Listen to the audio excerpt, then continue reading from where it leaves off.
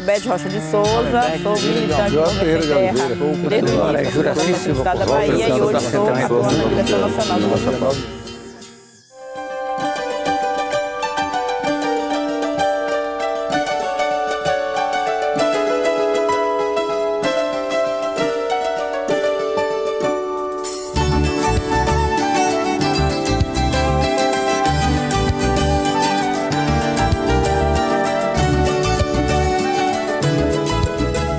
O Movimento Sem Terra surgiu aqui na Bahia no ano de 1987, na região Extremo Sul.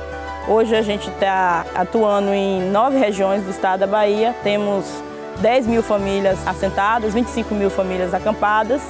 E nós surgimos da necessidade que tem dentro dos estados da luta pela terra e da reforma agrária no estado. Vemos, punho erguido, nossa força nos leva a edificar. Nós tivemos, desde o início do movimento, uma dificuldade muito grande na organização da produção, porque nós conseguimos fazer o processo de ocupação das terras, de conquista da terra, e as pessoas também conseguiam produzir com alguns limites, mas nós sempre tivemos dificuldade de organizar essa produção, principalmente no que diz respeito ao melhoramento da produção e à comercialização. Nos últimos 3 anos, nós sentimos a necessidade de criar uma equipe específica para trabalhar com algumas produções. Essas produções iniciais, que foi o cacau, o leite, o café e a mamona, por ter um potencial grande em 5 regiões nossas do estado, e aí a necessidade da gente poder organizar desde o plantio até a comercialização. Conseguimos montar um projeto através da ECA, e da CCABA para diagnosticar em que nível estava a nossa produção, o que estava faltando, os elementos que a gente precisava investir. Esse projeto ele tem 3 fases. Primeira fase, como eu já coloquei, é a fase do diagnóstico, onde nós identificamos em que nível estavam as produções dessas cadeias. E a segunda fase é um trabalho de capacitação da gestão desse processo produtivo nos assentamentos, melhoramento da produção, gestão das cooperativas e associações. E agora nós vamos entrar no processo da beneficiamento da comercialização. A gente acredita nisso, que é um processo de educação coletiva, com princípios pautados de grandes educadores como Paulo Freire, e a educação do campo, que é um processo de educação em movimento que possibilitou os arranjos que a gente foi construindo. Tocamos as atividades dentro desse espírito coletivo, dentro dessa organização coletiva de fazer educação popular. Nós tivemos processos e atividades cotidianas de organização do trabalho, de organização dos processos das cadeias produtivas que aconteceram.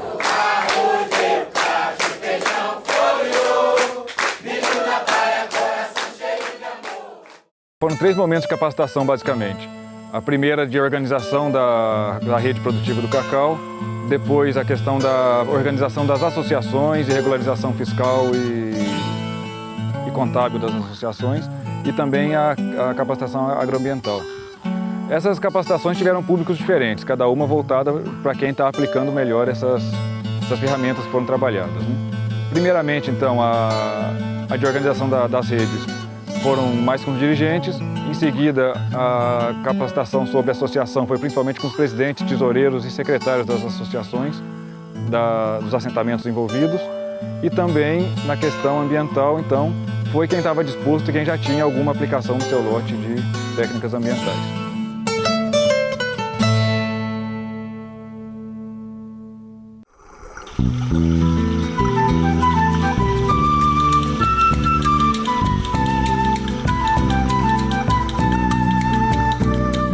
Aqui precisa de melhoramento no café, O apoio, incentivo dos governantes, que a gente faz muito por eles e eles fazem muito pouco por a gente. E a gente livrar do atravessador, porque hoje a gente trabalha, quem trabalha muito é quem menos é beneficiado, o maior beneficiado é o atravessador. Nós não temos condições de zelar do café, adubar em dias. Para acabar de completar, a gente vende para o atravessador, que não tem condições de um terreirão para secar e para dar um café de qualidade. Aí eu tenho que pegar e vender para o atravessador. Nós produzimos o café, tem aipim, tem bananeira, tem jaqueira, tem a criaçãozinha. Interessante que junto os produtores para juntando todo mundo, aí Aí a mais melhora, né? Que um só não vai a lugar nenhum. Nós temos em torno de 40 famílias assentadas que produzem café orgânico. Mais ou menos assim, umas 2, 3 hectares cada um. A gente tem uma forma de trabalhar que nós não, para não prejudicar a natureza, que a gente trabalha com produto orgânico, né? Que é o biogel, que é o esterco de gado, né? E aí é uma forma de nós produzir sem prejudicar a natureza, sem prejudicar a nossa saúde humana. Eu acho que o café precisa de um outro limite, um recurso para que nós possamos ter um encaminhamento melhor, né? O café precisa ter um certo limite, o governo tem que tomar muita paternidade dessas coisas, né? Nós estamos apenas com 2 anos e meio a 3 anos na experiência do café arborizado aqui e a experiência tem sido satisfatória. Primeiro porque a gente teve a experiência de usar o ingá, que ele tem algumas vantagens, não só para a arborização do café, como também a fruta, que ela chega a sua fruta chega a 1 metro, 1,5 metro de tamanho, e tem servido não só para alimentação humana, como alimentação de animais aqui, e nós já estamos tirando parte dessa alimentação, dessa ingá produzida aqui, para alimentar animais na nossa reserva ecológica que a gente tem aqui no assentamento. Estava na peneira, estava peneirando, estava no namoro, estava namorando. Estava na peneira, estava peneirando, estava no namoro, estava namorando. A comercialização ainda está sendo através de atravessadores. Nós vendemos o café, colhemos o café aqui e como ainda não tem ainda, no momento, um processo definitivo para entregar o processo direto para empresas especializadas, ainda estamos trabalhando com o processo de atravessador. Esse café aqui não é plantado através de projeto, nós estamos plantando por conta própria. O nosso problema aqui justamente é água. Hoje a adubação que nós temos aqui é uma adubação orgânica, totalmente orgânica. A gente usa o esterco de gado, usa a urina animal e o adubo de galinha, como vocês observaram aqui, a galinha circulando nesse café, ciscando para lá e para cá a nossa lavoura. Se você observar o café produzido de modo tradicional, com café orgânico, até mesmo de nível nacional e internacional, você vê que a diferença é muito grande. Já tem lugares aí, por exemplo, na Ásia, na Europa, que o café chega até a $200 1 quilo de café, quando ele é produzido de modo totalmente orgânico. Quando a gente chegou aqui no início, era tudo mata, né? Tinha também essa parte de café, aí a gente foi tentando reaproveitar, e hoje a gente já fez mudas, né? E começou então a trabalhar fazendo então a cobertura morta, né? Que ajuda muito também na produção do café. Com essa palhada morta o solo não fica tão ressecado, fica bem fofo e ele vai ajudar mais também na produção de outras culturas que ali a gente planta. Hoje a mulher, na área de reforma agrária, hoje no assentamento, tudo a gente faz um pouquinho, né? Tudo a gente faz um pouquinho.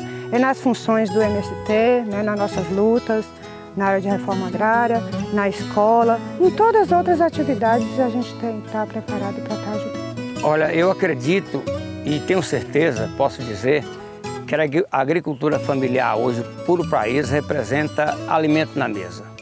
Porque quase todos os 200 milhões de habitantes do país hoje dependem da alimentação que vem da agricultura familiar. Esse é o nosso país, essa é a nossa bandeira.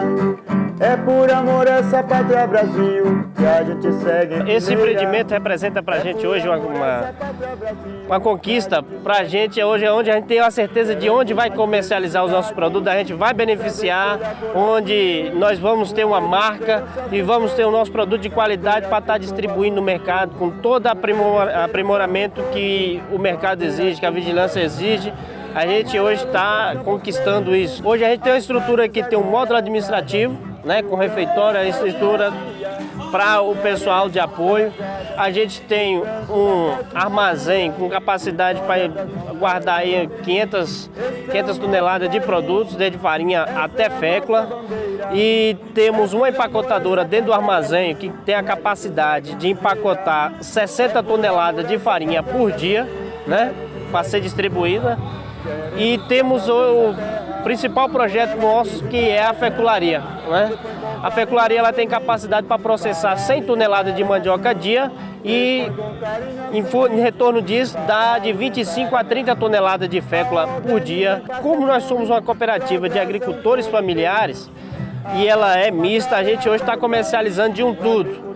Desde hortaliça até o frango caipira para merenda escolar, que a gente já está vendendo para 5 prefeituras da região aqui. Muita gente não acreditou na gente quando a gente começou isso aqui em 2005. Diria pra gente, diziam que era mais um elefante branco que estaria sendo construído, né, no estado e estaria junto com os movimentos. E hoje a gente está mostrando para o pessoal com trabalho. A gente já comercializa toda semana 50 toneladas de fécula.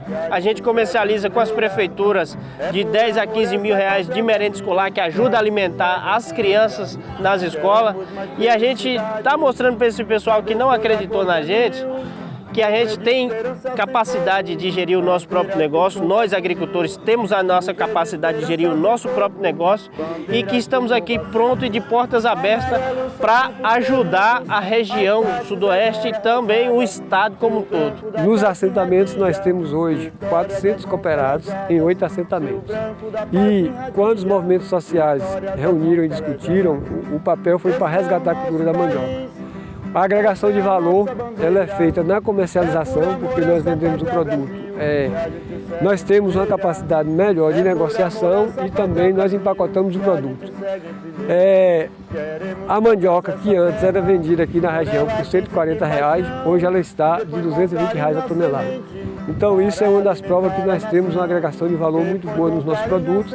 Além da mandioca, a cooperativa, ela comercializa todos os produtores da agricultura familiar da região, de todos os assentamentos, desde a beterraba, a rapadura, né, biscoito, beiju, hortifruti crejeiro, mel, todos os produtos são comercializados através da cooperativa. Esse é o nosso país, essa é a nossa bandeira, é por amor a essa pátria Brasil que a gente segue em fileira. É por amor a essa pátria Brasil que a gente segue em fileira.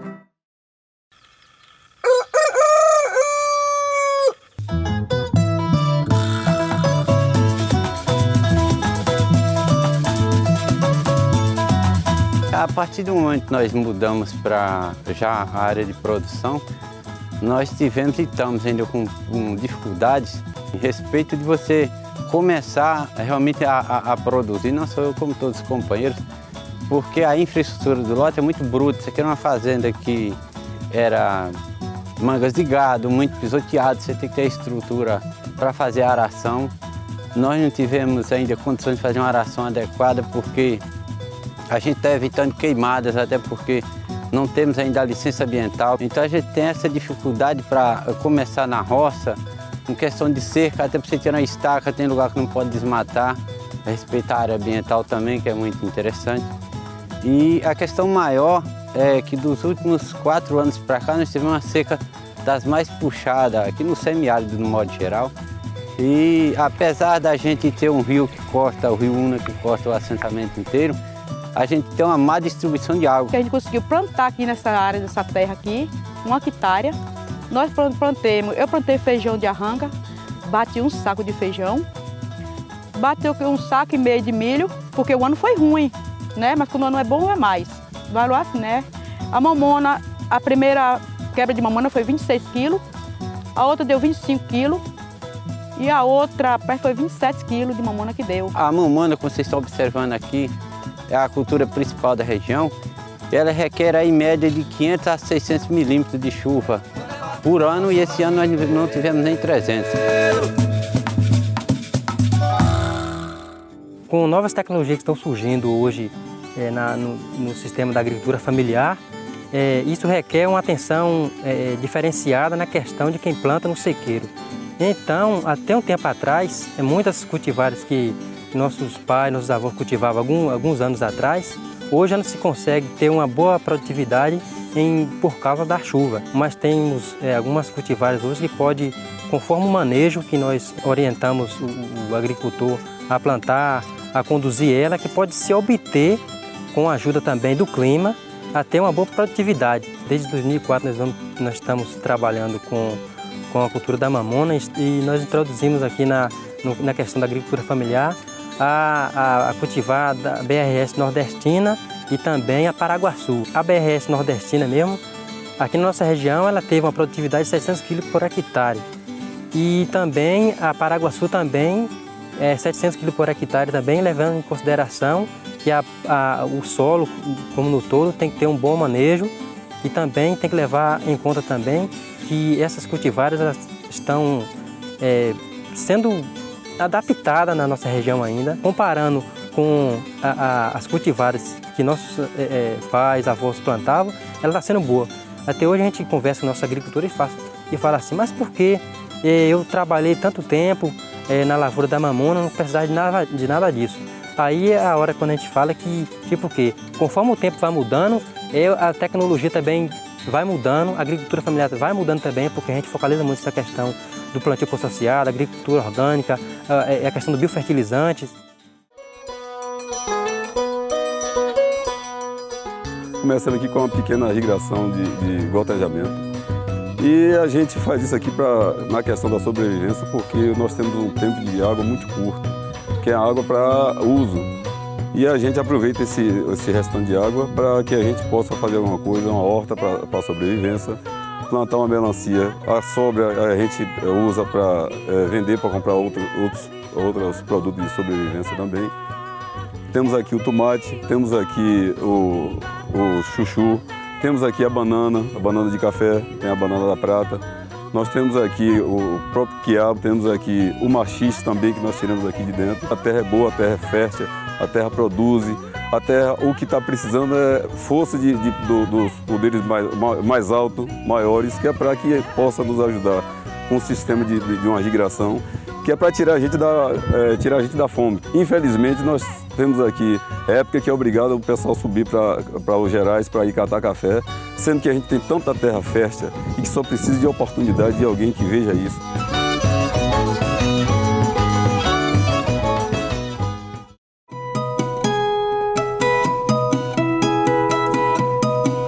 Esse aqui é um campo experimental que a gente está tentando irrigar a mamona por gotejamento, né? Conforme você está vendo aí, está no consórcio Mamona e Melancia. É uma parceria aqui com 3 pessoas, eu, meu tio e mais um rapaz chamado Edilson, que é o representante dessa associação, desse assentamento. E a gente quer fazer ao contrário, porque a gente demanda com os governos que é possível plantar mamona irrigada, eles dizem que a mamona não cobre o custo. Então a gente está tentando fazer esse campo experimental aqui para ver se de fato a gente contradiz isso do que eles dizem. Daqui a mais ou menos 500 metros tem um rio.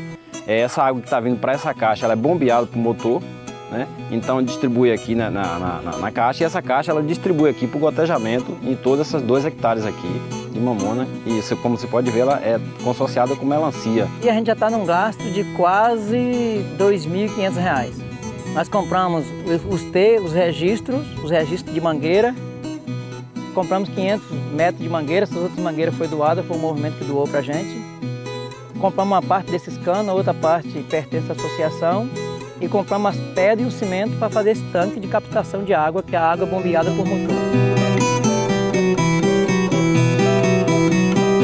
Esse assentamento, né, a gente tem aqui, vai fazer 14 anos, mas aqui na região já se planta mamona há mais de 50. Né? Então a potencialidade de mamona por hectare aqui na região chegou no máximo a 250 kg por hectare.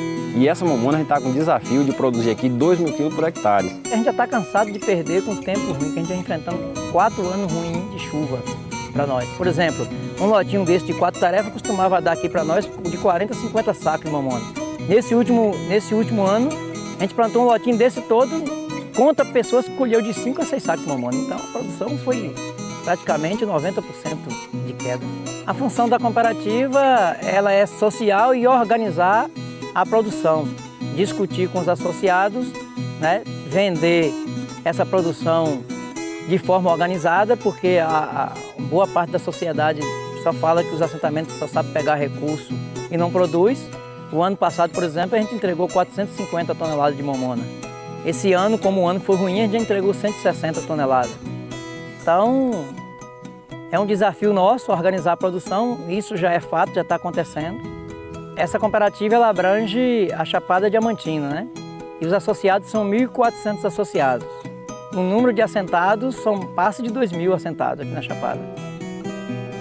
Ela é uma cooperativa que tem como cooperados os próprios assentamentos ligados ao MST. E esses cooperados, cada técnico é responsável por 100 famílias. Cada família tem que produzir em uma área de 2 hectares.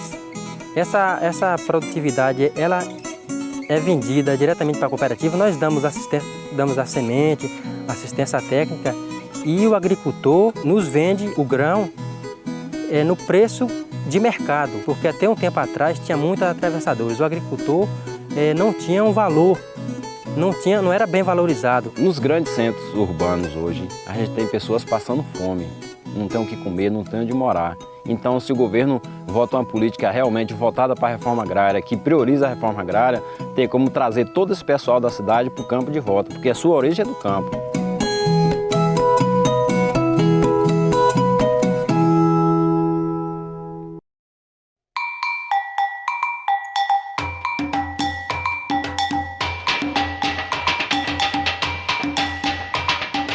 Estamos terminando agora uma pesquisa de 5 anos de cacau.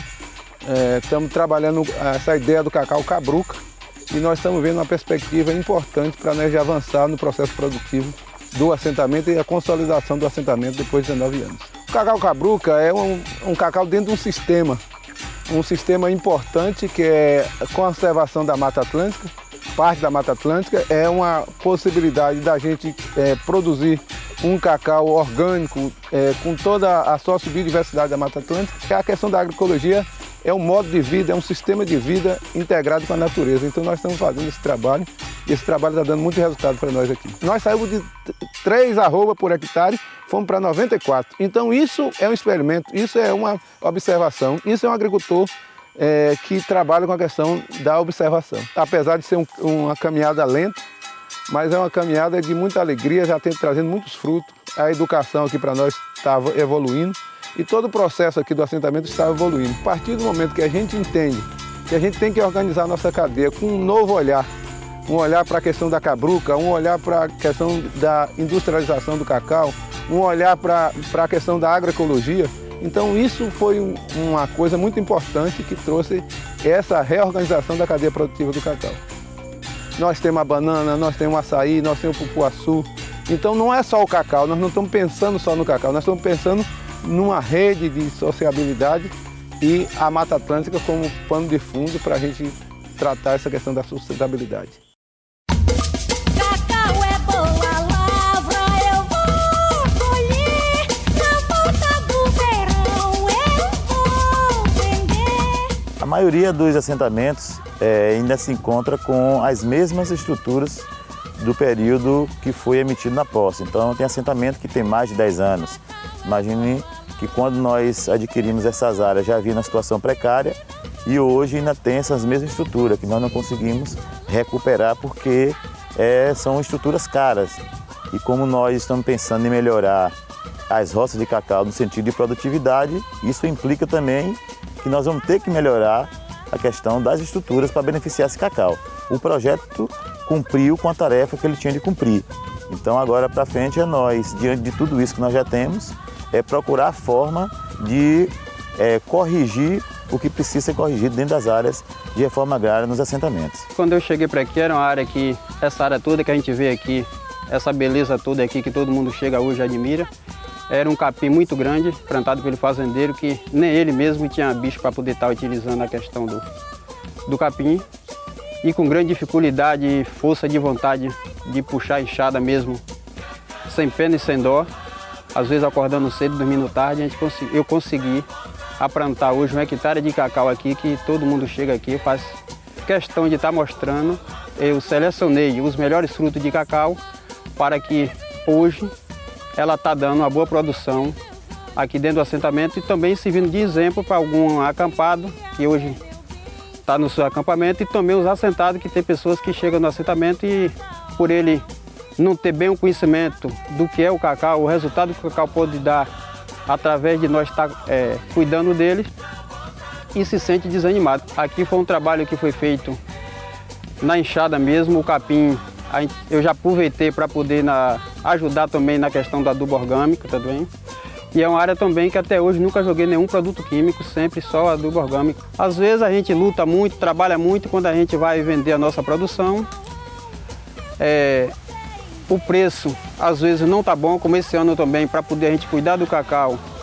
Depende do tamanho da área, o manejo da área, a gente chegou a estar gastando quase mais do que o valor que a gente fizemos na nossa produção, mas nem por isso a gente se desanimamos. Acredito que há pouco tempo a gente fez um balanço aqui, a gente conseguiu encontrar aqui em torno de mais de 20 plantas diferenciadas. Então, eu acredito que a gente não devemos esperar só pelo cacau, porque ele produz muito tipo de uma boa produção dentro da mesma área. Quando a gente leva a nossa produção à mesa do produtor lá na cidade, o que seja, os empresários, a favela, enfim, a gente leva com grande amor, com grande carinho, porque é um produto de qualidade, porque nós trabalhamos sempre mais orgânico e acredito que quem compra a nossa produção teria também muito mais saúde.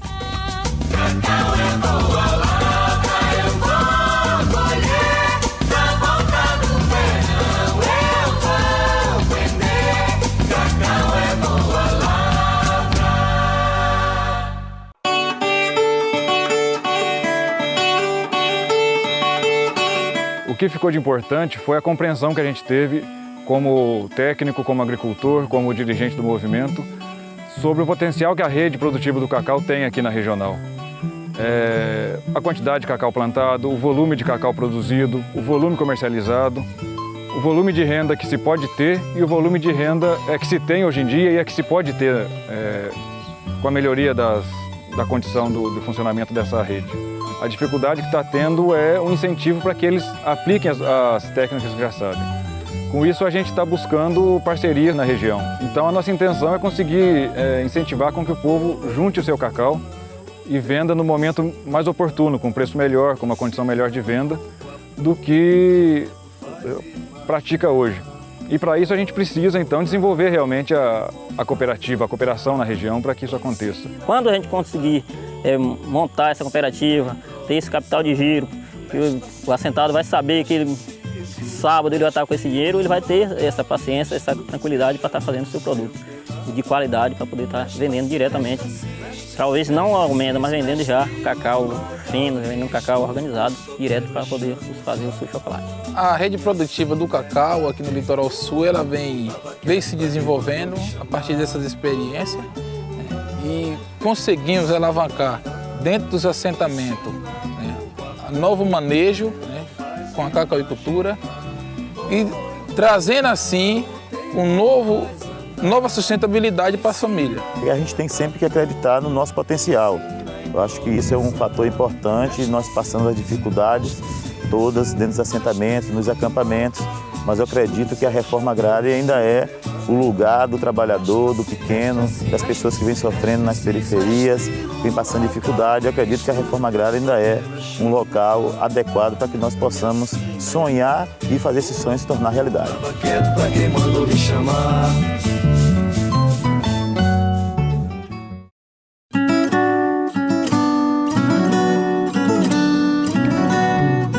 A Regional Extremo Sul, ela surgiu em 1987. Foi a primeira ocupação que aconteceu no Nordeste, foi aqui na Bahia, no município de Alcobaça.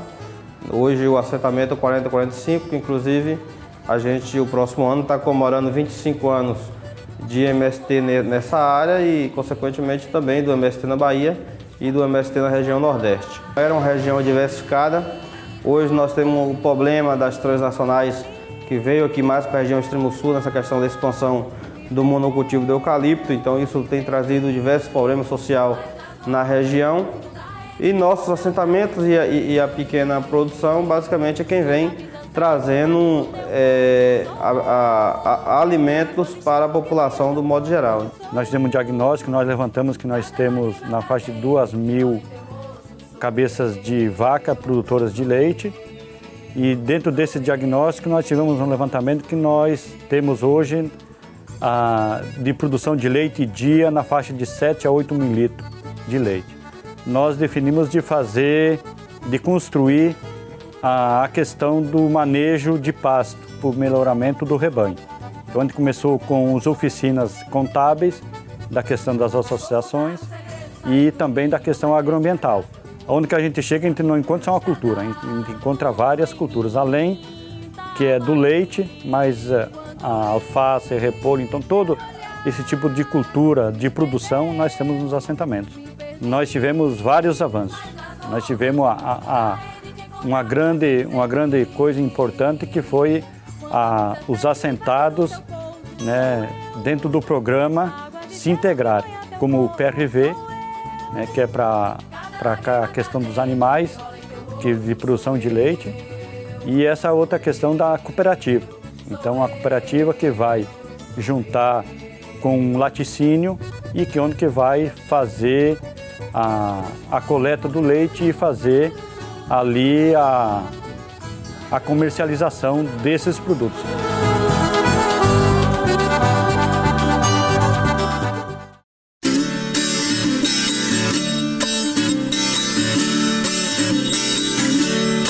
Nós temos aqui 24 mulheres que elas trabalham em grupo.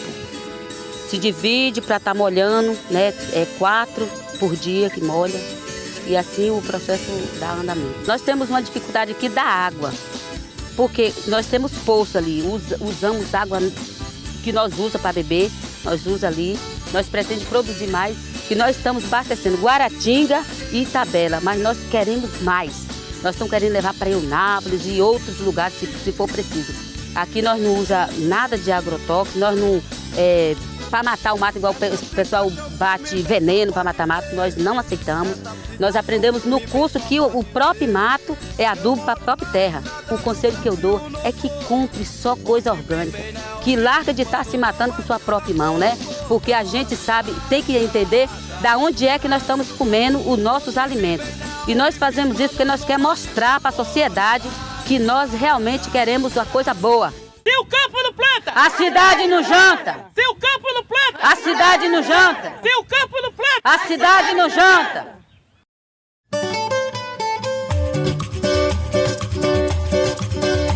A questão da fecularia é uma das políticas públicas que veio para ajudar o produtor rural. A gente está em processo de construção ainda, mas é um programa feito que a gente vai englobalizar ela na cadeia produtiva, onde vamos produzir todo o derivado da mandioca. O biscoito de polvilho, a farinha de tapioca, a goma, a puba. A gente no início começou a tirar leite aqui no sistema convencional. Depois a gente percebeu que não dava para a gente produzir leite e produzir na agricultura orgânica também. Então, através da tecnologia da Embrapa, a gente iniciou aqui com mais ou menos uma meia hectare da cultivar decumbes. Então a gente implantou a princípio essa meia hectare e depois a gente fez uma hectare já com uma outra cultivar diferente, que é a braquiária brisanta. Então está sendo uma experiência que está valendo a pena, porque a gente não consegue produzir leite hoje em uma propriedade pequena a não ser no sistema rotacionado. Na pecuária convencional é muito fácil de produzir leite porque o produtor tem uma extensão de terra muito grande. Mas na questão da reforma agrária, hoje, as propriedades são pequenas. Então, se não for no sistema de piqueteamento e de cerca elétrica, a gente não consegue produzir leite. No sistema do projeto Balde Cheio, cada cultivar, cada tipo de gramíneo ou de planta, ela tem uma carência de dias de descanso, de 28, de 30, de 45 dias. Então, nesse sistema aí, do projeto Balde Cheio, a vaca ela entra no piquete às 5 horas às 17 horas e fica 24 horas no piquete e sai no outro dia às 17 horas. Mas hoje, no sistema de PRV, que é o sistema da nossa cooperativa que a gente está montando, já é um sistema diferente.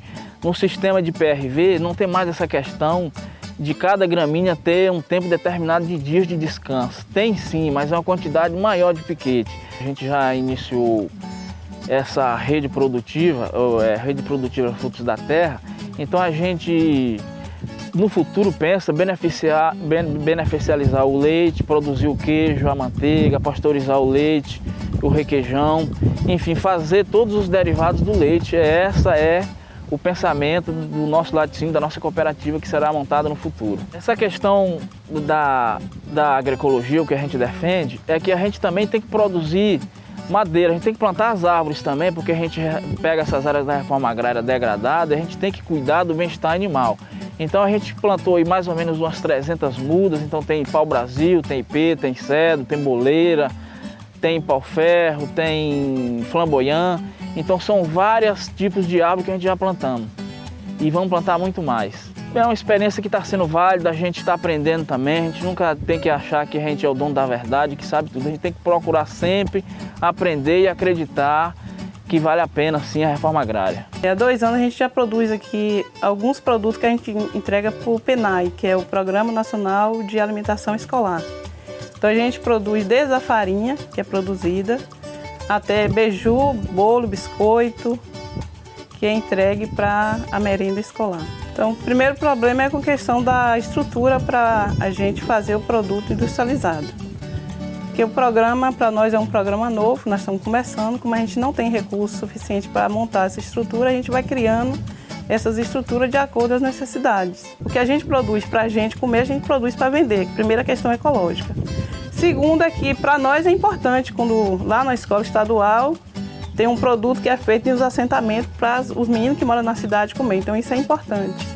E eu acho que a renda familiar também da família, para a sobrevivência das famílias dentro da cidade, além da roça, além de você produzir lá na roça, essa é uma outra renda que as famílias podem também, no decorrer do tempo, ir tendo essa oportunidade. Eu acho que é importante que esse debate, inclusive da questão da industrialização, do PNAE, é importante que as famílias elas façam, o movimento junto com as famílias assentadas, eles façam esse debate que é importante para o crescimento do assentamento e também a gente que é assentado e a mídia como um todo, eles têm uma referência muito ruim do MST e da reforma agrária. Eu acho que se a gente conseguir mostrar ter uma outra visão, as pessoas terem outra visão dos assentamentos a partir da produção, isso é importante para nós do MST. A gente tem que focar sempre essa necessidade de que os trabalhadores rurais, que a reforma agrária, que a agricultura familiar precisa sempre estar organizado para poder, de fato, dar resposta para a sociedade, que é o objetivo principal dos assentamentos, é mostrar que a reforma agrária é uma viabilidade para a vida das famílias que não têm como se sustentar.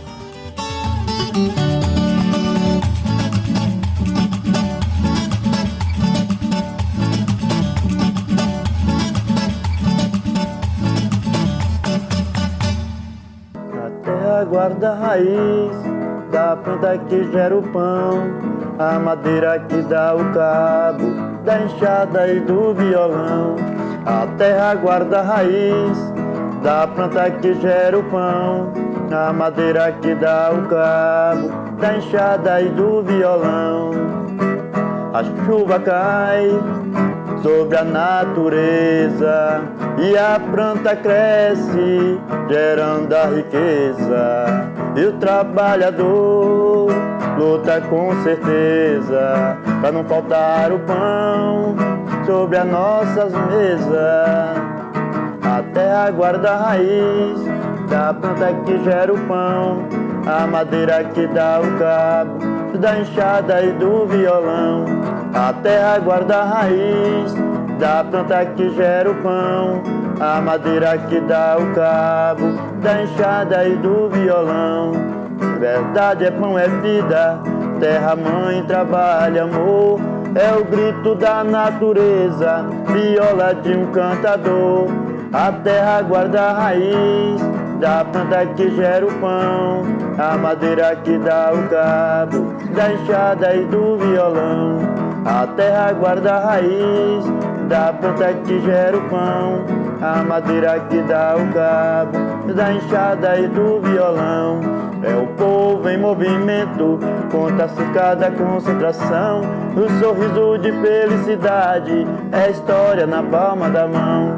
A terra guarda a raiz da planta que gera o pão, a madeira que dá o cabo, da enxada e do violão. A terra guarda a raiz da planta que gera o pão, a madeira que dá o cabo, da enxada e do violão.